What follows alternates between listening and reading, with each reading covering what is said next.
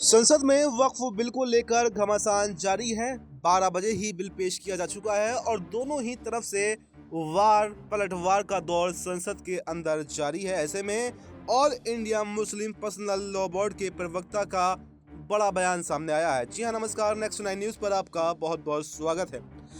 वक्फ विधेयक को लोकसभा में विचार और पारित करने के लिए रखा गया है। संसदीय कार्य मंत्री किरण रिजिजू ने लोकसभा में विधेयक पेश किया और इस बीच वक्फ संशोधन विधेयक पर विरोध जताते हुए all India Muslim personal law board के प्रवक्ता डॉक्टर सैयद कासिम रसूल इलियास ने कहा कि अगर ये विधेयक संसद में पारित हो जाता है तो हम इसके खिलाफ देशव्यापी आंदोलन शुरू कर देंगे।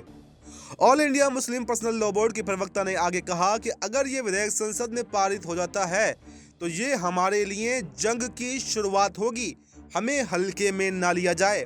हम इसके खिलाफ देशव्यापी आंदोलन शुरू करेंगे। हम कभी भी चुप नहीं बैठेंगे। हम अपने पास उपलब्ध सभी कानूनी और संवैधानिक प्रावधानों का उपयोग करेंगे।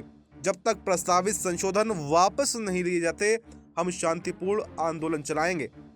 डॉक्टर सैयद कासिम रसूल इलियास ने कहा कि ये विधेयक भेदभावपूर्ण और सांप्रदायिकता से प्रेरित है। तो दुख की बात यह है कि जेपीसी में जो विपक्ष के सदस्य थे उनकी बात को भी माना नहीं गया है।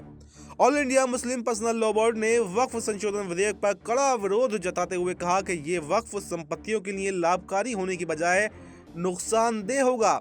आपको बता दें कि इसके अलावा जो है ऑल इंडिया मजलिस इत्तेहादुल मुस्लिमीन यानी AIMIM के प्रमुख असदुद्दीन ओवैसी भी बड़े आंदोलन की बात कह चुके हैं। उनके खुद दिल्ली के प्रदेश अध्यक्ष शुएब जमाई ने इस ओर इशारा किया कि अगर वक्फ बिल पास भी संसद के अंदर हो जाता है तो हमारी लड़ाई सड़कों पर जारी रहेगी और वहीं से आंदोलन शुरू होगा जहां पर हमने आंदोलन खत्म किया था। यानी उनका इशारा शाहीन बाग के आंदोलन की तरफ था, क्योंकि 2019 में देखा गया था CAA और NRC को लेकर सबसे बड़ा आंदोलन मुसलमानों की तरफ से किया गया था और वो कोरोना काल में समाप्त हो गया था। लेकिन वक्फ के मुद्दे पर फिर से वही धमकी देखने को मिल रही। तो क्या एक बार फिर से वही माहौल देश का अब होने वाला है जो CAA NRC की तरफ जब हुआ था?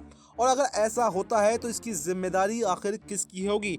क्या सुधार करने की इसमें ज़रूरत है, कौन सी ज़रूरत नहीं है? जब संसद के अंदर इस पर चर्चा चल रही है तो फिर सड़कों से इसका मतलब क्या? अब देखना ये काफ़ी दिलचस्प होने वाला है कि सबकी नज़रें जो टिकी हुई हैं वो TDP और JDU पर टिकी हुई हैं, यानी नीतीश कुमार और चंद्रबाबू नायडू पर, क्योंकि यही दो बैसाखियाँ यहाँ पर BJP के साथ में इस बार लगी हुई हैं। यानी कि इन्हीं के दम पर सरकार बनी हुई है। अगर ये दोनों इस बिल का विरोध कर लें तो ये बिल कभी भी पास नहीं हो पाएगा। ऐसे में ये देखना काफ़ी दिलचस्प होने वाला है कि चंद्रबाबू नायडू, नीतीश कुमार और चिराग पासवान का इस पर क्या रिएक्शन रहने वाला है। क्या वो इस पर U-टर्न लेते हैं या फिर BJP का समर्थन करते हुए दिखाई देंगे? इस पूरे मुद्दे पर आपकी क्या राय है?